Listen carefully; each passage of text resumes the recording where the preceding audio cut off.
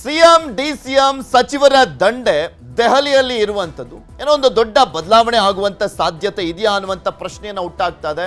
ಎಲ್ಲ ದೊಡ್ಡ ದೊಡ್ಡ ನಾಯಕರು ಅಲ್ಲೇ ಇರುವಂತ ಹಿನ್ನೆಲೆಯಲ್ಲಿ ಒಬ್ಬೊಬ್ಬರದ್ದು ಕೂಡ ಒಂದೊಂದು ರೀತಿಯಾದಂಥ ಲಾಬಿಯನ್ನ ಮಾಡಲಾಗ್ತಾ ಇದೆ. ಒಬ್ಬರು ಸಿಎಂ ಕುರ್ಚಿಗೋಸ್ಕರ ಲಾಬಿ ಮಾಡಿದ್ರೆ, ಮತ್ತೊಬ್ರು ಕೆಪಿಸಿಸಿ ಅಧ್ಯಕ್ಷ ಸ್ಥಾನದಿಂದ ಡಿ.ಕೆ. ಶಿವಕುಮಾರ್ ಅವರನ್ನ ಕೆಳಗಿಳಿಸಬೇಕು ಅಂತ, ಮತ್ತೊಬ್ರು ಕೆಪಿಸಿಸಿ ಅಧ್ಯಕ್ಷ ಸ್ಥಾನಕ್ಕೆ ಹೋಗಿ ಕುತ್ಕೊಳ್ಬೇಕು ಅನ್ನುವಂಥ ನಿಟ್ಟಿನಲ್ಲಿ ಲಾಬಿ, ಇನ್ನೊಂದು ಕಡೆ ಸಂಪುಟ ಪುನರ್ರಚನೆ, ಈ ರೀತಿಯಾಗಿ ನಾನಾ ರೀತಿಯಾದಂಥ ವಿಚಾರಗಳನ್ನ ಇಟ್ಕೊಂಡು ಹೈಕಮಾಂಡ್ ನಾಯಕರ ಹತ್ರ ಲಾಬಿಯನ್ನ ಮಾಡಲಾಗ್ತಾ ಇದೆ, ಇನ್ಫ್ಲೂಯೆನ್ಸ್ ಅನ್ನ ಮಾಡಲಾಗ್ತಾ ಇದೆ. ಹೈಕಮಾಂಡ್ ನಾಯಕರ ಮನೆಗಳಿಗೆ ಎಡತಾಕಲಾಗ್ತಾ ಇದೆ. ದೆಹಲಿ ಅಂಗಳದಲ್ಲಿ ಕಾಂಗ್ರೆಸ್ ರಾಜಕೀಯ ನಡೀತಾ ಇರುವಂಥದ್ದು.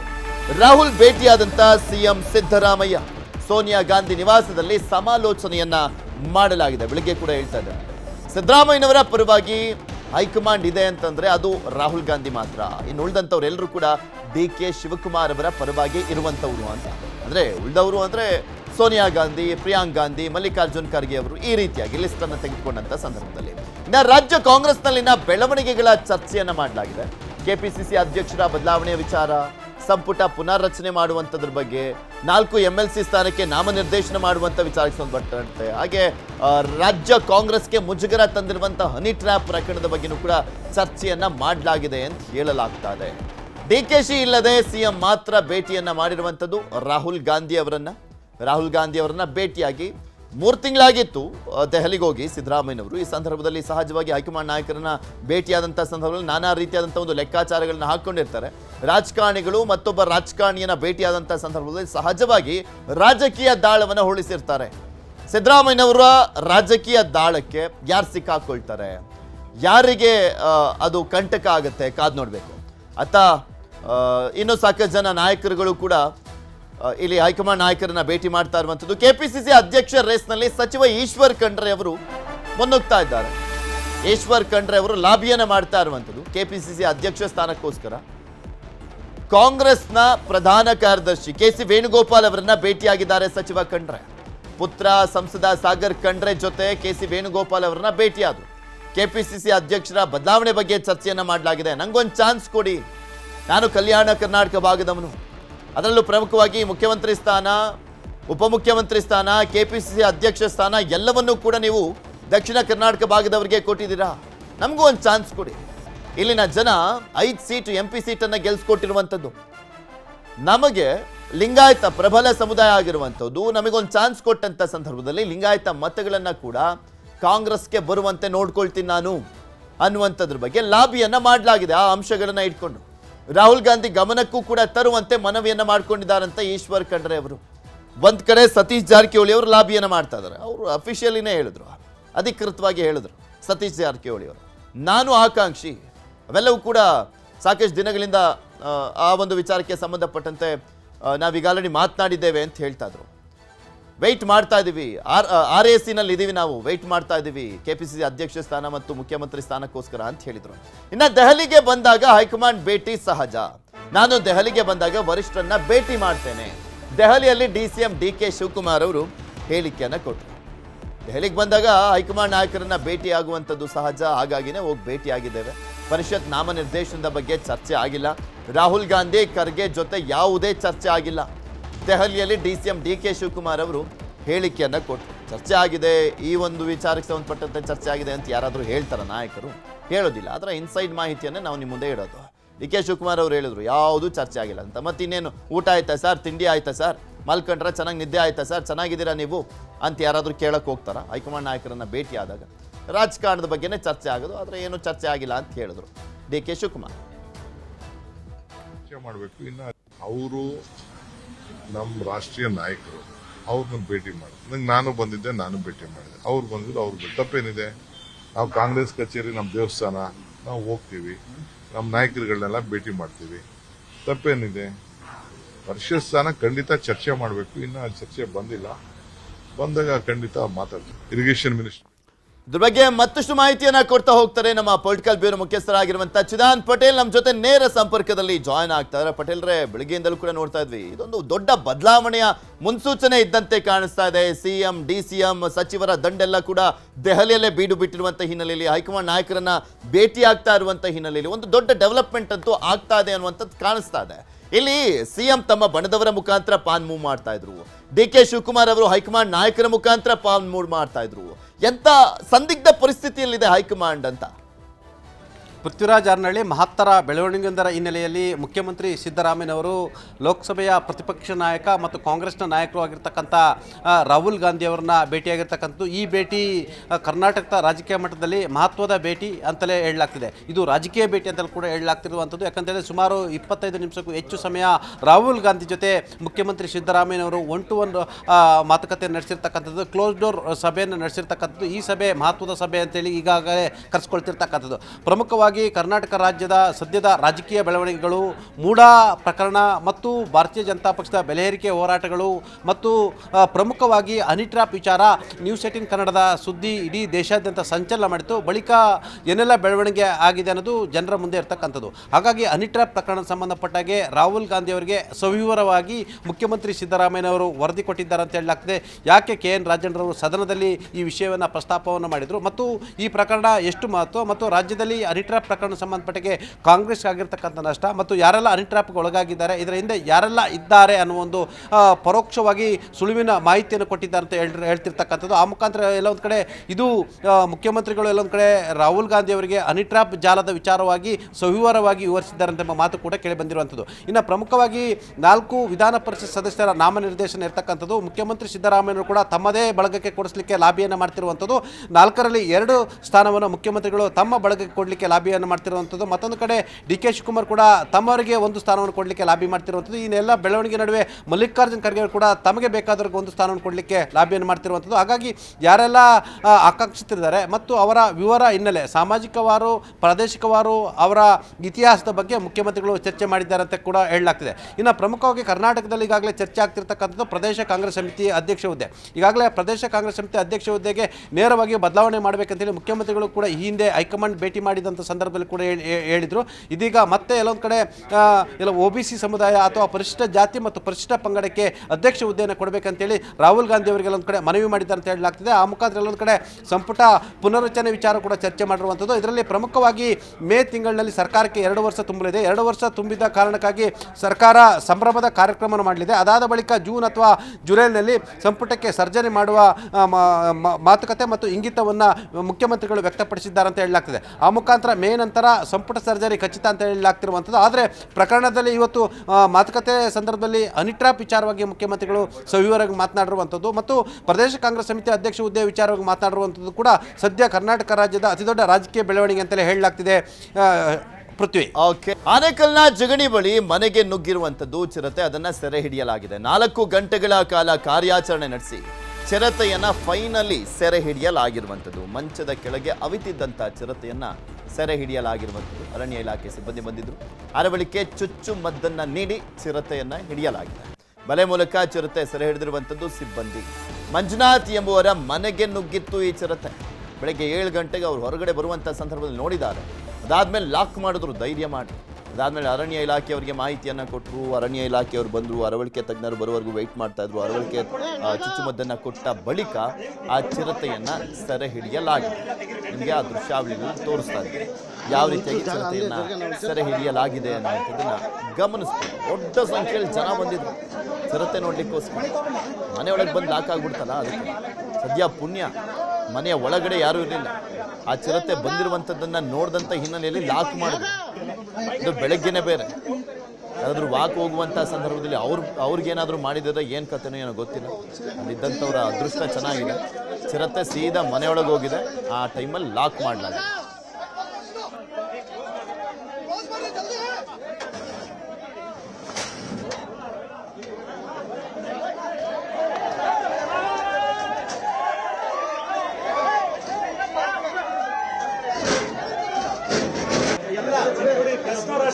ನಿಮಿಷ ಬಂದ್ಬಿಡಿ, ಈಚೆ ಬನ್ನಿ, ನೀವು ಬಂದ್ಬಿಡಿ, ಬನ್ನಿ ಈ ಕಡೆ ಬನ್ನಿ, ದಯವಿಟ್ಟು ಬನ್ನಿ, ಈ ಕಡೆ ಬನ್ನಿ, ಬನ್ನಿ ಎಲ್ಲ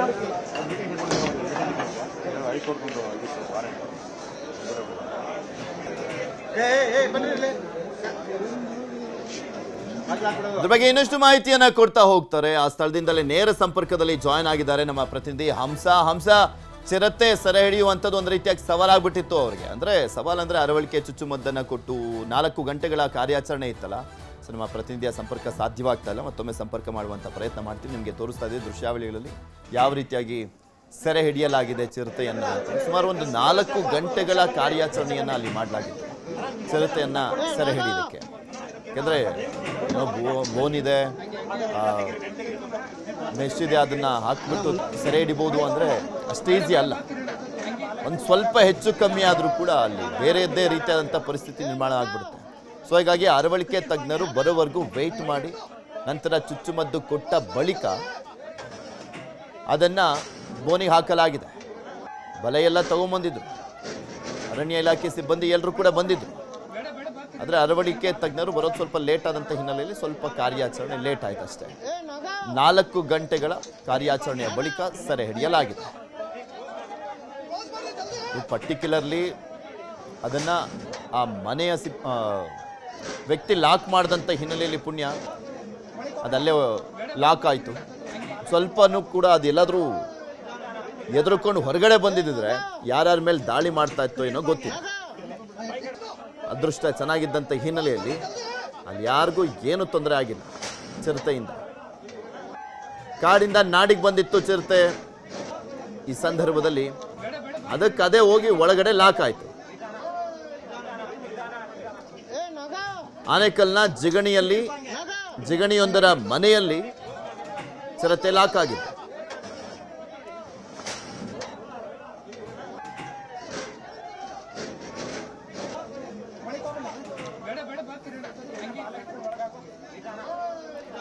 ಅಕಸ್ಮಾತ್ ಅದು ಆ ಮನೆಯಲ್ಲಿ ಲಾಕ್ ಆಗ್ದಲೆ ಆ ಸುತ್ತಮುತ್ತ ಓಡಾಡಿಕೊಂಡು ನಂತರ ಮಿಸ್ ಆಗಿದ್ದಿದ್ರೆ ಅಲ್ಲಿನ ಜನ ಹೊರಗಡೆ ಬರಲಿಕ್ಕೂ ಕೂಡ ಹೆದರಬೇಕಾಗಿತ್ತು ಪ್ರತಿನಿತ್ಯ ಆ ಚಿರತೆಯನ್ನು ಸೆರೆ ಹಿಡಿಯುವವರೆಗೂ ಕೂಡ. ಇದ್ರ ಬಗ್ಗೆ ಇನ್ನಷ್ಟು ಮಾಹಿತಿಯನ್ನು ಕೊಡ್ತಾ ಹೋಗ್ತಾರೆ ನಮ್ಮ ಪ್ರತಿನಿಧಿ ಹಂಸ. ನಮ್ಮ ಜೊತೆ ನೇರ ಸಂಪರ್ಕದಲ್ಲಿ ಜಾಯಿನ್ ಆಗ್ತಾ ಇದ್ದಾರೆ. ಹಂಸ, 4 ಗಂಟೆಗಳ ಕಾಲ ಕಾರ್ಯಾಚರಣೆ ಯಾವ ರೀತಿಯಾಗಿ ಮಾಡಲಾಯಿತು? ಈಗ ಆ ಚಿರತೆಯನ್ನು ಎಲ್ಲಿಗೆ ತೆಗೆದುಕೊಂಡು ಹೋಗ್ತಾ ಇದ್ದಾರೆ? ಅಲ್ಲಿನ ಜನ ಏನು ಹೇಳ್ತಾ ಇದ್ದಾರೆ ಈ ವಿಚಾರಕ್ಕೆ ಸಂಬಂಧಪಟ್ಟಂತೆ? ಕೊನೆಗೂ ಪೃಥ್ವಿ ಒಂದು ಆಪರೇಷನ್ ಚಿರತೆ ಸಕ್ಸಸ್ ಆಗಿರುವಂತದ್ದು. 4 ಗಂಟೆಗಳ ಕಾಲ ಸತತವಾಗಿ ಒಂದು ಕಾರ್ಯಾಚರಣೆಯನ್ನ ಮಾಡಿದ್ರು. ಇದೇ ಮನೆಯಲ್ಲಿ ಒಳಗಡೆ ಒಂದು ಚಿರತೆ ಸೇರ್ಕೊಂಡಿತ್ತು. ನೀವು ನೋಡಬಹುದು ಇಲ್ಲಿ ಎಂಟರ್ ಆಗೋದಕ್ಕೆ ಒಂದು 2 ಮನೆಗಳು ಸಿಗುತ್ತೆ. ಆದ್ರೆ ಈ ಮನೆ ಒಳಗಡೆ ಬೆಳಗ್ಗೆ 8 ಗಂಟೆ ಸಂದರ್ಭದಲ್ಲಿ ಆ ಗಂಡ ಹೆಂಡತಿ ಕುಳಿತುಕೊಂಡು ಕಾಫಿ ಕುಡಿತಿರ್ತಾರೆ. ಈ ವೇಳೆಯಲ್ಲಿ ಆ ಚಿರತೆ ಎಂಟ್ರಿ ಕೊಟ್ಟಿರುತ್ತೆ. ಸೊ ಮೊದಲನೇದಾಗಿ ವೆಂಕಟೇಶ್ ಅವರು ಈ ಒಂದು ಚಿರತೆ ಬಂದಿರೋದನ್ನ ನೋಡ್ತಾರೆ. ನೋಡಿ ಅದು ಚಿರತೆ ಒಳಗಡೆ ಹೋಗಿ ರೂಮ್ ನ ಮಂಚದ ಕೆಳಗಡೆ ಹೋಗ್ಬಿಡುತ್ತೆ. ಅದ ಕಾಯ್ದುಕೊಂಡು ಇದ್ದಂತಹ ಒಂದು ವೆಂಕಟೇಶ್ ಅವರು ಇಮಿಡಿಯೇಟ್ ಆಗಿ ಹೊರಗಡೆ ಬಂದು ಬಾಗ್ಲನ್ನ ಮೇನ್ ಡೋರ್ ಅನ್ನ ಲಾಕ್ ಮಾಡ್ಕೊಳ್ತಾರೆ. ಲಾಕ್ ಮಾಡ್ಕೊಂಡಂತಹ ಬಳಿಕ ಇಲ್ಲಿನ ಸುತ್ತಮುತ್ತ ಜನರನ್ನ ಕರೀತಾರೆ, ಈ ತರ ಚಿರತೆ ಬಂದಿದೆ ಅಂತ ಹೇಳ್ತಾರೆ. ಅದಾದಂತಹ ಬಳಿಕ ಅವರು ಇಲ್ಲಿ ಬಂದು ಬೇರೆಯವ್ರಿಗೂ ಕೂಡ ಇನ್ಫಾರ್ಮ್ ಅನ್ನ ಮಾಡ್ತಾರೆ. ಸೊ ಇದಾದಂತಹ ಬಳಿಕ 4 ಗಂಟೆಗಳ ಕಾಲ ಅರಣ್ಯ ಇಲಾಖೆ ಸಿಬ್ಬಂದಿ ಹಾಗೂ ಪೊಲೀಸರು ಬಂದು ಸತತವಾಗಿ ಒಂದು ಕಾರ್ಯಾಚರಣೆಯನ್ನ ಮಾಡಿ ಈಗ ಯಶಸ್ವಿ ಕೂಡ ಆಗಿರುವಂತದ್ದು. ಚಿರತೆ ಈಗ ಬೋನಿಗೆ ಬಿದ್ದಿದೆ, ಅದನ್ನ ಅರಣ್ಯ ಇಲಾಖೆ ಅಧಿಕಾರಿಗಳು ಕೊಂಡೊಯ್ದಿರುವಂತದ್ದು. ಸೊ ಈಗ ಅನೇಕರಿದ್ದಾರೆ, ಅವರು ನಾನು ಮಾತಾಡ್ತೀನಿ. ಹೇಗಿತ್ತು ಈ ಒಂದು ಅರಣ್ಯ ಇಲಾಖೆ ಒಂದು ಸಿಬ್ಬಂದಿಯ ಕಾರ್ಯಕ್ಕೆ ಕೂಡ ಮೆಚ್ಚುಗೆಯನ್ನ ವ್ಯಕ್ತಪಡಿಸಿದ್ದಾರೆ. ಸರ್ ನಮಸ್ತೆ. ಸರ್, ನಿಮಗೆ ಯಾವಾಗ ಗೊತ್ತಾಯ್ತು ಇಲ್ಲಿ ಚಿರತೆ ಬಂದಿದೆ, ಮತ್ತೆ ಬಂದಾಗ ಯಾವ ರೀತಿ ಕಾರ್ಯಾಚರಣೆ ನಡೀತಿತ್ತು ಅಂತ? ಮೇಡಮ್, ಬೆಳಗ್ಗೆ 7:30 8 ಗಂಟೆಗೆ ಒಂದು 8 ಸೆಕೆಂಡ್ಗಳ ಒಂದು ವಿಡಿಯೋ ವೈರಲ್ ಆಗುತ್ತೆ. ಪಕ್ಕದ ಬಿಲ್ಡಿಂಗ್ ಅಲ್ಲಿ ಒಂದು ಚಿರತೆ ಓಡಾಟ ಮಾಡಿರತಕ್ಕಂಥ ಒಂದು ಚಲನವಲನದ ವಿಡಿಯೋ ವೈರಲ್ ಆಗುತ್ತೆ. ತದನಂತರದ 8 ಗಂಟೆಗೆ ನಾವು ಸ್ಥಳಕ್ಕೆ ಬರ್ತೀವಿ. ವೆಂಕಟೇಶಣ್ಣ ಮತ್ತೆ ವೆಂಕಟಲಕ್ಷ್ಮಣ್ಣವರು ಮನೆಯಲ್ಲಿದ್ದಂಥ ಸಂದರ್ಭದಲ್ಲೂ ಅವರೆಲ್ಲ ಒಂದ್ ಕಡೆ ಧೃತಿಯನ್ನ ಗಿಡದೆ ಎದುರುಕೊಳ್ಳದೆ ಚಿರತೆನ ನೋಡಿ ಸಹ ಅವರು ಈಚೆಯಾಗಿ ಬಾಗ್ಲನ್ನು ಹಾಕೊಂಡಿರ್ತಾರೆ. ತದನಂತರದಲ್ಲಿ ನಮ್ಮ ಮಾಹಿತಿ ಗೊತ್ತಂತ ಸಂದರ್ಭದಲ್ಲಿ ನಾವು ಜಿಗಣಿ ಪುರಸಭೆ ಅಧಿಕಾರಿಗಳು ಮತ್ತೆ ಅರಣ್ಯ ಇಲಾಖೆ ಅಧಿಕಾರಿಗಳು ಮತ್ತು ಪೊಲೀಸ್ ಇಲಾಖೆ ಅಧಿಕಾರಿಗಳ ಗಮನಕ್ಕೆ ತಂದು ಬೆಳಗ್ಗೆ 8 ಗಂಟೆಯಿಂದ ಸತತವಾಗಿ ಇಲ್ಲಿವರೆಗೂ ಸಹ ಸಂಪೂರ್ಣ ಕಾರ್ಯಾಚರಣೆಯಲ್ಲಿ ಭಾಗವಹಿಸಿದ್ವಿ. ಕಡೆಗೂ ಅಂತಿಮ ಕಾರ್ಯಾಚರಣೆಯಲ್ಲಿ ಚಿರತೆಯನ್ನು ಹಿಡಿಯುವಲ್ಲಿ ಅರಣ್ಯ ಇಲಾಖೆ ಯಶಸ್ವಿಯಾಯಿತು. ಚಿರತೆಯನ್ನು ಸಹ ತೆಗೆದುಕೊಂಡು ಹೋಗಿದ್ದಾರೆ. ವಿಶೇಷವಾಗಿ ಒಂದು ಸಾಮಾಜಿಕ ಪ್ರಜ್ಞೆ ಮತ್ತು ಧೈರ್ಯವನ್ನು ಪ್ರದರ್ಶನ ಮಾಡಿದಂತ ವೆಂಕಟೇಶಣ್ಣ ಮತ್ತೆ ವೆಂಕಟಲಕ್ಷ್ಮಣ ದಂಪತಿಗಳು ಜಿಗಣಿ ನಾಗರಿಕರ ಪರವಾಗಿ ಒಂದು ಅಭಿನಂದನೆ ಸಲ್ಲಿಸ್ತೇನೆ. ಹಿಂದೆ ಈ ಕಡೆ ಭಾಗಗಳಲ್ಲಿ ನೀವು ಚಿರತೆನ ನೋಡಿದ್ರ ಅಥವಾ ಬಂದಿದೆ ಅಂತ ಸುದ್ದಿ ಕೇಳಿದ್ರ? ಇತ್ತೀಚೆಗೆ ಏನಾಗಿದೆ ಮೇಡಮ್ ಅಂತಂದ್ರೆ ಒಂದಷ್ಟು ಕಡೆ ರಾಜಕಾಲುವೆಗಳು ಅರಣ್ಯ ಪ್ರದೇಶ ಒತ್ತುವರಿ ಸಂದರ್ಭದಲ್ಲಿ ಇವತ್ತು ದಟ್ಟವಾಗಿರ್ತಕ್ಕಂಥ ಬಡಾವಣೆಗಳು ನಿರ್ಮಾಣ ಆಗ್ತಿರೋದ್ರಿಂದ ಕಾಡಂಚಿನಲ್ಲಿ ಹೊಂದ್ಕೊಂಡಿರ್ತಕ್ಕಂಥ ಕಾಡು ಪ್ರಾಣಿಗಳು ಇವತ್ತು ನಾಡಿಗೆ ಬರ್ತಾ ಇರತಕ್ಕಂಥದ್ದು ಸಹಜ ಪ್ರಕ್ರಿಯೆ ತರ ಆಗ್ಬಿಟ್ಟಿದೆ. ಇತ್ತೀಚೆಗೂ ಸಹ ಬೇಗಳಿ ಸಮೀಪ ವಾಟಿಕಾ ಬಡಾವಣೆಯಲ್ಲೂ ಸಹ ಚಿರತೆ ಪ್ರತ್ಯಕ್ಷ ಆಗಿತ್ತು. ತದನಂತರದಲ್ಲಿ ಹಸುವಿನ ಮೇಲೆ ದಾಳಿ ಮಾಡಿ ಹಸುವಿನ ಸಹ ಕೊಂದಿತ್ತು. ಇದು 3ನೇ ಚಿರತೆ ಜಿಗಣಿಯ ಜನನಿಬಿಡ ಪ್ರದೇಶ ಕುಂಟಲೋಡಿ ಬಡಾವಣೆಗೆ ಬಂದಿರತಕ್ಕಂಥದ್ದು ಮೇಡಮ್.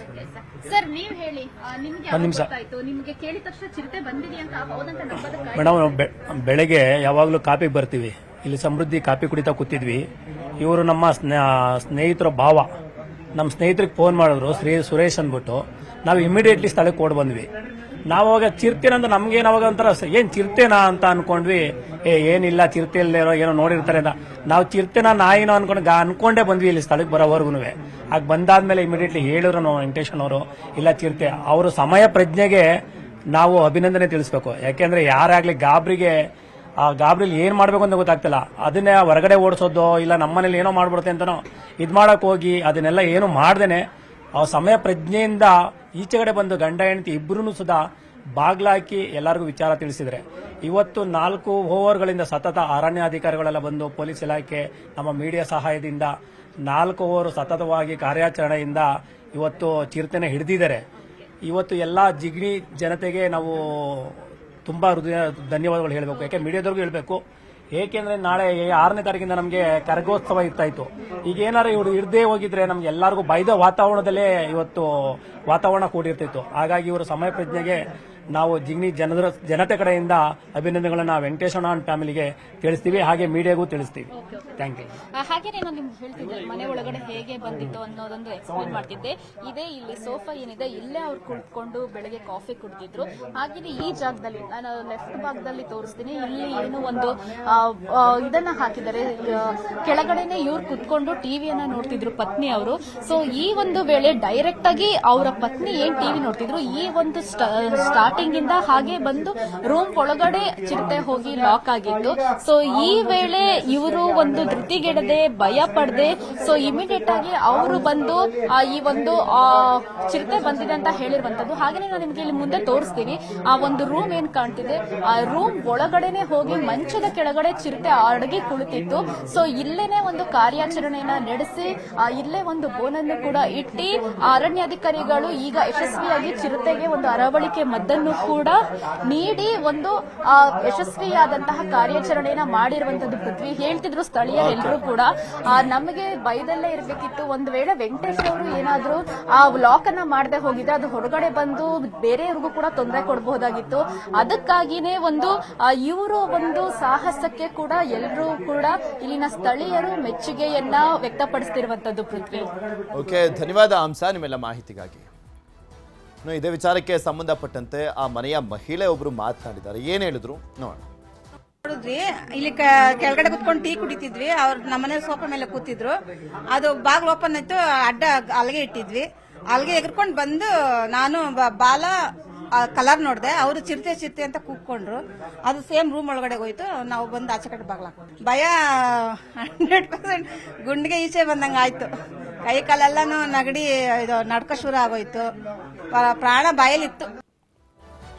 ಬೆಲೆ ಏರಿಕೆ ವಿರುದ್ಧ 2ನೇ ದಿನ ಬಿಜೆಪಿ ಧರಣಿಯನ್ನ ಮಾಡ್ತು. ಸಿಎಂ ಮನೆ ಮುತ್ತಿಗೆಗೆ ಮುಂದಾಗಿದ್ರು ಲೀಡರ್ಸ್. ಫ್ರೀಡಂ ಪಾರ್ಕ್ ಬಳಿನೇ ವಶಕ್ಕೆ ಪಡೆದಿದ್ದಾರೆ ಪೊಲೀಸರು. ಬೆಲೆ ಏರಿಕೆ ವಿರುದ್ಧ 2ನೇ ದಿನ ಬಿಜೆಪಿ ಧರಣಿಯನ್ನ ಕಂಟಿನ್ಯೂ ಮಾಡಿತ್ತು. ನಿನ್ನೆಯಿಂದ ಆರಂಭವಾಗಿತ್ತು, ನಿನ್ನೆ ಮಧ್ಯಾಹ್ನದಿಂದ. ಇವತ್ತು ಮಧ್ಯಾಹ್ನ ಮುಗಿಸ್ತಾ ಇದ್ರು. ಅಹೋರಾತ್ರಿ ಧರಣಿಯನ್ನ ಕೂಡ ಮಾಡಲಾಗಿತ್ತು. ಸಿಎಂ ಮನೆ ಮುತ್ತಿಗೆಗೆ ನಿರ್ಧಾರ ಆಗಿತ್ತು.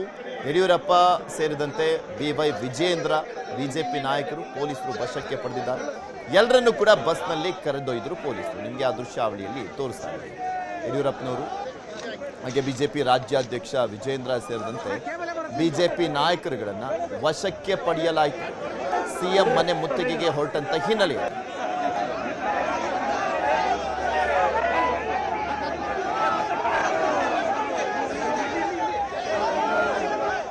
ರಾಜಭವನಕ್ಕೆ ಹೋಗ್ತಾ ಇದ್ದೇವೆ. ಏರಿಸಿರುವಂತ ಬೆಲೆಯನ್ನು ವಾಪಸ್ ಪಡೆಯುವವರೆಗೂ ಹೋರಾಟ ಮುಂದುವರಿಯುತ್ತೆ. ಇಡೀ ರಾಜ್ಯದ ಉದ್ದಗಲಕ್ಕೆ ಪ್ರವಾಸ ಮಾಡಿ ಈ ಸರ್ಕಾರ ಬೆಲೆ ಏರಿಕೆಯನ್ನು ವಾಪಸ್ ಪಡೆಯಬೇಕು.